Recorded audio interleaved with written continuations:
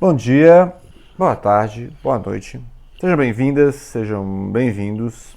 Vamos falar de mais uma personagem marcante da ficção. No caso, vamos falar de teatro. Teatro inglês, teatro britânico. Claro, William Shakespeare. William Shakespeare, que foi um autor ali da transição da Idade Média para a Idade Moderna, podemos dizer assim, né? Realmente passou de temas medievais para temas mais modernos. E vamos pegar, claro, o grande personagem da obra-prima, né, considerado por muitos, pelos românticos, né, os românticos que resgataram essa leitura de Shakespeare, o Hamlet. Hamlet que é um príncipe, né? Então tem essa tradução da Bárbara Heliodora, né, o teatro completo, e tem a versão também do Rodrigo Lacerda, né? Que é uma versão mais juvenil da obra do William Shakespeare. É claro que existem várias teorias, né, sobre quem foi William Shakespeare, que escreveu várias obras, comédias, dramas, tragédias, poesia, né? Então fica essa discussão sobre se seria uma pessoa só. Bem, existiu realmente um William Shakespeare, né? É documentado, dono de um teatro, etc, né? Tem aquelas velhas discussões. Mas será que todas as peças foram escritas por William Shakespeare? Ou foram nobres que entregaram essas peças e ele assinou, né? Entregaram para ele uma obra e ele representou essa obra no teatro e assinou, né? Então todas essas obras ficaram sendo do William Shakespeare. Mas terá William Shakespeare escrito as obras de William Shakespeare? Então isso aí é para um outro vídeo, né? Mas vamos lá, o Hamlet é baseado, né, em algumas tradições ali da Dinamarca, né, país nórdico, ali perto da Noruega, né, perto da Suécia e tal. Lembrando que Noruega e Suécia durante muito tempo foi o mesmo país e tal.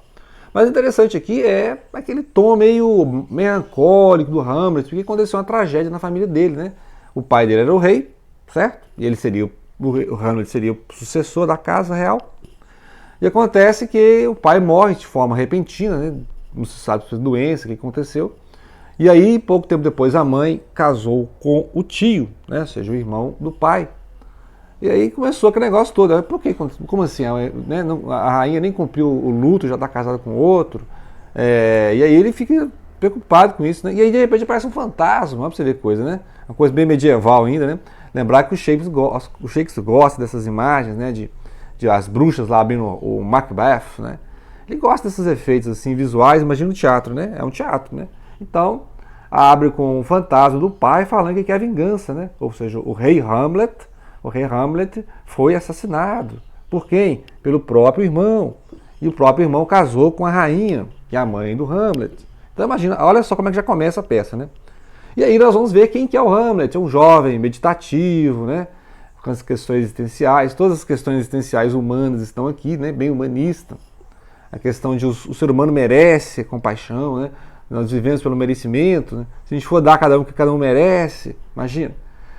A questão da amizade, né? Ele tem alguns amigos, só que os amigos estão, bem, como eles vivem na corte, né? Eles estão sob a influência do rei e da rainha, então não são mais amigos. A questão do amor, né? Que tem a Ofélia. A Ofélia é aquela que era prometida ao príncipe. No entanto, o príncipe já está muito melancólico, né? Cabisbaixo, que nuvens escuras te cobrem, ó Hamlet, né?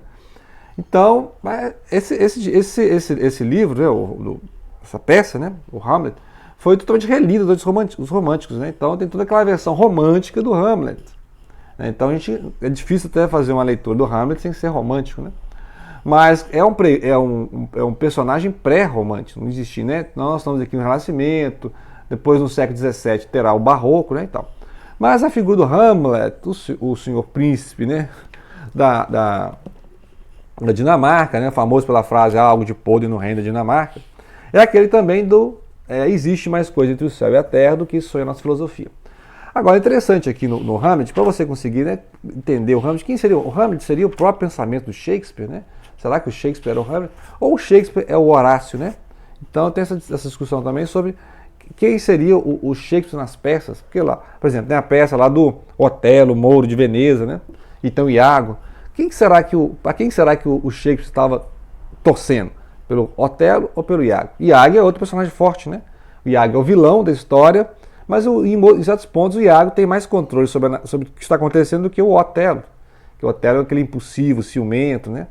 Então, às vezes, você fica assim, mais interessado no Iago do que no Otelo, que é realmente o personagem. Né? Muitas vezes o vilão rouba a cena, né? Como dizem, né? Algumas pessoas gostam mais do Coringa do que do Batman, então você vai entender, né? Então tem essas questões. E o Hamlet, em muitos momentos, ele está hesitando em fazer coisas, né? Em tomar iniciativas, e em certos momentos ele é impulsivo, né? Então, por exemplo, tem lá um barulho atrás da cortina, né? A cena que ele está conversando com a mãe. Ele está conversando com a mãe, aí tem um barulho atrás da cortina, ele dá uma espadada lá na cortina e mata o Polônio. Que Polônio é o pai do Laertes, é o pai da Ofélia. Olha pra você ver que coisa, já piorou a tragédia, né? Então, tragédia grega, piorou. Então ele impensadamente mata quem está atrás da cortina, é o serviçal lá, o cortesão lá, o Polônio, que a gente já viu aqui dando conselhos ao filho, né, dando conselhos à filha, e aí a Ofélia vai perder o rumo também, né? Então aí a tragédia só vai piorando. E aí o Hamlet, para poder saber o que está acontecendo, deixa essa loucura dele, né, essa loucura hamletiana, né, que eles falam, assim, transbordar. E aí tem aquelas cenas fantásticas dele conversando com as pessoas, assim, com os diálogos mais existenciais, mais né, ser ou não ser, a questão, falando sozinho pelos corredores, conversando com as estátuas, né? Então, assim, é uma peça teatral e para causar impacto, né? Então, o Shakespeare conseguia causar impacto, tanto é que estamos falando, 400 anos depois, né? Estamos falando dessa peça, né? Uma peça do príncipe da Dinamarca, né? Então, o príncipe da Dinamarca, e ele tem que saber o que aconteceu, né? Ele tem que vingar, ele tem que saber se é verdade que o espírito falou lá, o fantasma falou, vai vingar, é contra a própria mãe e o tio, né? Ele vai vingar a vingança, e ele não pode confiar em ninguém na corte, né? Porque a corte está sob influência do novo rei, que é o rei Cláudio. Então tem cenas assim, que ele tem a oportunidade de destruir, né? Acabar com a raça lá do rei Cláudio, mas o rei Cláudio está lá, em penitência. Será que o rei Cláudio está sofrendo de remorso porque ele matou o irmão? Né? E aí tem a peça dentro da peça. Tem a peça dentro da peça, porque aí vai chegar lá um grupo de teatro, né? Você vê, interessante. Então vai chegar um grupo de teatro, Idade Média, né? As pessoas chegavam lá, os artistas chegavam, eram acolhidos pelos nobres, né? Inclusive tem outras, isso é observado em outros livros, né? Igual no Goethe, tem um livro chamado Wilhelm Meister, né? Que vai mostrar essas trupes de artistas chegando nas cidades e tal. E aí o rei vai acolher, né? O rei vai acolher, o Hamlet vai chegar lá, vai escrever uma peça, um trecho de peça, pra você ver, o Hamlet vai escrever um trecho de peça para introduzir na peça que eles vão apresentar para a realeza lá, né? E aí a peça da realeza é em que o irmão do rei mata o rei e casa com a esposa. Ou seja, é exatamente o que ele acha que aconteceu, né? Que o espírito falou que aconteceu. E aí isso causa uma comoção no rei lá, o usurpador, né? Sempre tem que ter a figura do usurpador, porque a tragédia começa com esse desequilíbrio, né? Existe uma corte lá, o Hamlet seria o próximo rei e tal, aí tem lá o traidor, né? O Judas. Então o drama, a tragédia sempre começa com esse desequilíbrio, essa coisa assim medonha, esse crime medonho, que vai romper o equilíbrio de tudo. Então o Hamlet vai ter lá o usurpador, a mãe dele vai ser a rainha do usurpador, e ele tem que vingar esse crime, né? Então ele só pode confiar no Horácio, né? Então Horácio muitas vezes é aquela figura do leitor, né? Muitas vezes quando eu leio a peça, eu estou me identificando com Horácio para ver como Horácio vê o Hamlet, né? Então será que Horácio é a versão é como Shakespeare viu o Hamlet, né? Então o James Joyce também brinca com isso, achando que o Shakespeare, né, baseou o Hamlet num filho, né? Então o filho seria o Hamlet, o filho do Shakespeare seria o Hamlet, né? Então, ou seja, não é que o Shakespeare é o Hamlet, mas é um filho, né? É como o Shakespeare imagina o filho. O Shakespeare teve filhos, né? Há documentação sobre isso, não sei. Mas é umas paródias que o James Joyce faz, inclusive no Ulisses, faz no Finnegan's Wake, né? Porque existiu mesmo um príncipe na Dinamarca chamado Hamlet, né, Idade Média, né? Então tem essa questão que o Shakespeare nem sempre inventava, né? Existiam outras narrativas de Romeu e Julieta, né? Se é que o mesmo Shakespeare que escreveu o Hamlet escreveu Romeu e Julieta também, né? Então tem essas discussões. Mas o interessante, nós estamos abordando não o enredo da peça, porque imagina, né? Se você abordar o enredo da peça, precisaria de um vídeo de meia hora, no mínimo, né? Mas nós estamos falando do personagem, como ele reage, né? Então, por exemplo, ele realmente está ali fazendo filosofia, lendo seus livros, né? Aí o Polônio chega, o que você está fazendo com esses livros, lendo aí? O que você está lendo? Palavras, palavras, palavras, né? Words, words, words. Então ele está lá lendo e discutindo filosofia com o Polônio, né? Quem merece, quem não merece. Aí discute filosofia com os dois colegas, né? Que depois ele vai enviar a morte, né? Porque a realeza vai mandar, o rei vai mandar ele embora, e os amigos vão lá, e aí ele manda os amigos à morte, e sem arrependimento nenhum. E aí como é que ele vê a Ofélia, né? Depois dizem que a Ofélia morreu no rio lá, e aí como é que... E aí tem aquela outra cena dramática do cemitério, né? Que ele chega lá, olhando para a caveira, né? Descobre que a caveira é a caveira do palhaço da corte, né? O bobo da corte, lá, o Uric. Então aí vem o Laertes também, né? O Laertes é o irmão da Ofélia, ele fica sabendo que a Ofélia morreu. E aí aquela discussão dos coveiros, né? Você pode enterrar a Ofélia ali no Campo Santo, né? Porque se realmente ela se matou, então não pode, né? Então toda essa discussão. E aí eles começam a brigar dentro do túmulo da Ofélia, né? Então eles estão lá, o irmão em luto e o Hamlet também está revoltado com a morte da Ofélia, porque ele quer se vingar do rei. A Ofélia não tem nada a ver com a história, né? É claro que a gente não sabe se ele gostava mesmo da Ofélia, mas a Ofélia gostava dele, né? Então até essa questão, a Ofélia é outro personagem complicado, e um personagem romântico também, né? Toda a leitura que a gente tem da Ofélia é uma leitura romântica. Então você vê, a obra sempre passa por interpretação. Então, entre nós e o Shakespeare existe o romantismo. Então, não tem como eu ler o Shakespeare como era lido lá no final da Idade Média, né? Eu sempre vou ler o Shakespeare com um olhar romântico, porque teve toda uma escola romântica que leu o Shakespeare, né? Então, agora a leitura de Romeu e Julieta que nós temos é uma leitura romântica, mas não tinha romantismo na época que foi escrito Romeu e Julieta, né? Ali é uma questão familiar, né? Crianças obedeçam aos seus pais, né? E não troquem um casamento seguro por uma paixão de verão, né? É isso que quer dizer. Não é porque, Romeu e Julieta são um casal apaixonado. Não, na verdade eles se deram mal, né? Romeu e Julieta se deram mal, foi um drama. Eles não tinham que se apaixonar, né? Então ali ele não está falando que bonito o Romeu e Julieta se apaixonando. Não, eles não tinham que se apaixonar. A drama toda da história é que o Romeu se apaixonou pela Julieta, a Julieta se apaixonou pelo Romeu, né? Em vez do Romeu casar com alguém lá, aí a Julieta casar com outro alguém, nós só cismar de então caso, entendeu? Então, só que nós fazemos a leitura romântica de que é legal, que legal, Romeu e Julieta se amam, que bonito, né? Mas é a leitura romântica, né?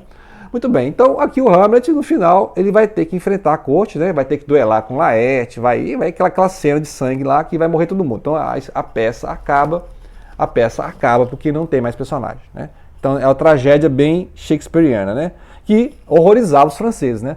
Durante muito tempo, os franceses que dominavam, né? Aqueles 3 autores lá da França no século XVII, né? O teatro francês que dominava, né?